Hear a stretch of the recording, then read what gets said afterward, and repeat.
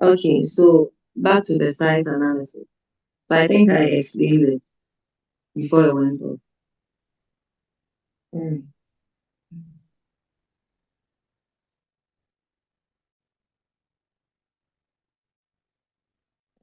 Okay, so I mentioned site inventory.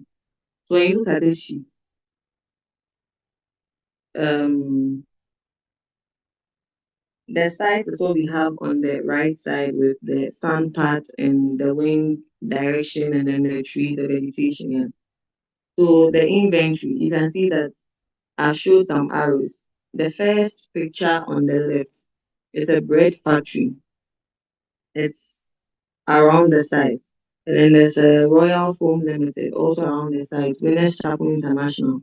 So I've showed arrows of the location of all those buildings around the site. It helps you to analyze your site. So it's the same for this inventory too. So you can see the arrows are pulled out in the images. The first on the left is ECG substation. The right grasses on site, planting trees on site. You know, in the end, when you come back from site, it helps you to do your analysis well. Okay, so so let me mention this. I don't want you guys to feel pressured about the sheet design. At this point, all that matters is having the right information on your sheet. So please don't be bothered about how the sheet design probably looks complex or yeah. So with the site analysis, I remember when we were in school, our lecturers used to complain about this thing we used to do, strengths, weaknesses, opportunities, and threats. You know, they're like, it is so unprofessional. So when you want to analyze your site, there are certain areas you have to um look at. So the first is okay, in no particular order, we have topography. So you analyze the site according to these areas. We have the topography. So you can let us know how your site slopes. Whether the site slopes to the southwest, to the southeast, and to the northwest.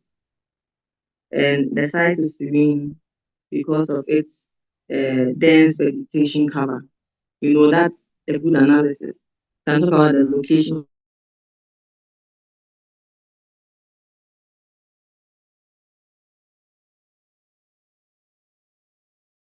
structure, the structure we have around and on site, presence of street lights, major access routes, etc.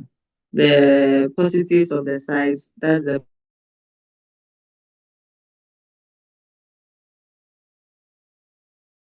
in an eco-friendly area. Some of the cons that there are no drains on the site to control excessive water runoffs. You know, the road is untarred, which will lead to pollution,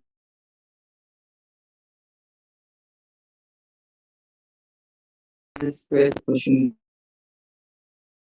No, you have to group them into these areas, right? Okay. So I mentioned design intervention in there.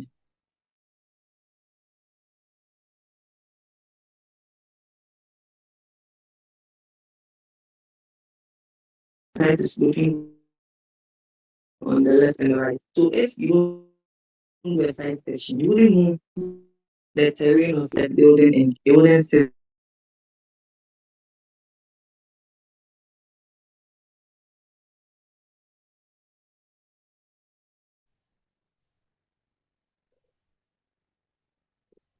and design. Yeah,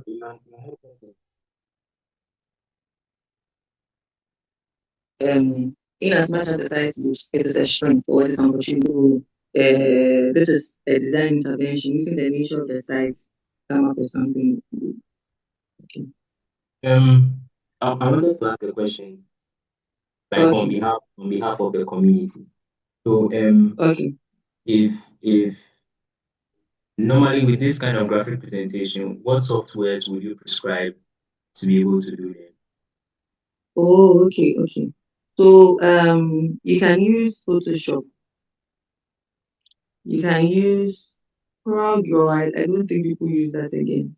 Mm, Yes. But then in terms of the site section, getting the section, use Google Earth to get it. okay. But Mm, the sheet design in general that you use Photoshop or Coral Draw, whatever software is okay for you. But in terms of the sites and the site section, it's Google Earth.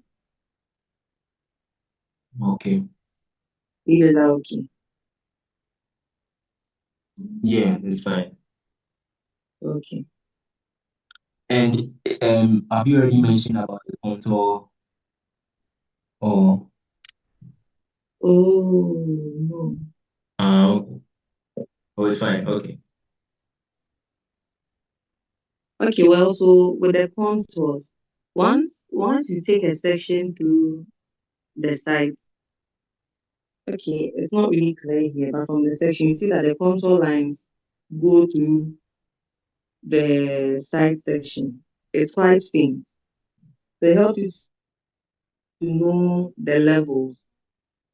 Pardon me, So it's quite faint. I I don't don't know know the language in that. if I don't know if they know exactly what they are talking about. So the upper area beside uh the red boundary Uh, okay, um uh, okay. So the the red image right boundary is beside the it. side. Okay. So the red boundary is the side, and the image right beside it is showing the contours. And the contours refers to the levels of the site. Please, you get it. So the image is not clear. It's not clear. So looking at the numbers, you can see four.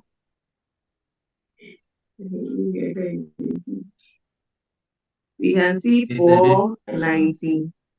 Yes, 490, 495, 500. The highest point is 505. So that means the side slopes to the right and to the left. Because when you look at the left, it goes down 500, 495. Please, you get it. So the lower the number, yeah. the lower the plane.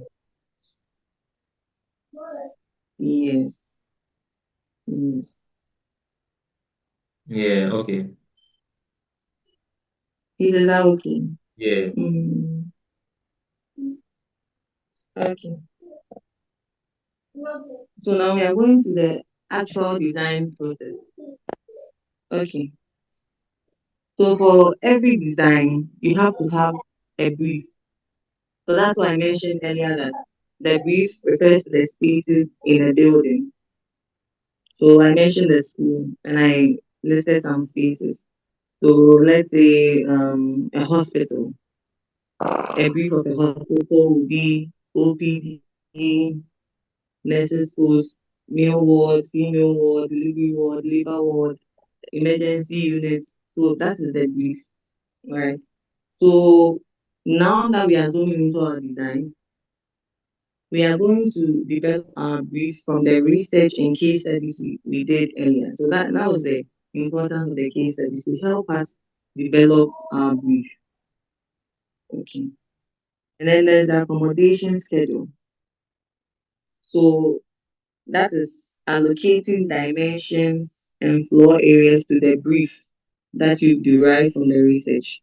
So you let's say to the school.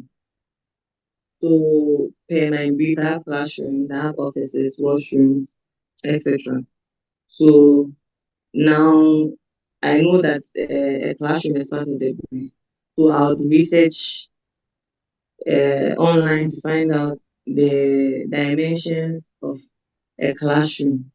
So once I get that, I can put it down. It gives me an idea of the total floor area I'll get for my design. So if I'm doing 6 classrooms, let's say basic so 6 classrooms, and one classroom is 6 meters by 4 meters, then I know that I'm going to have 6 meters by 4 meters, 6 of them.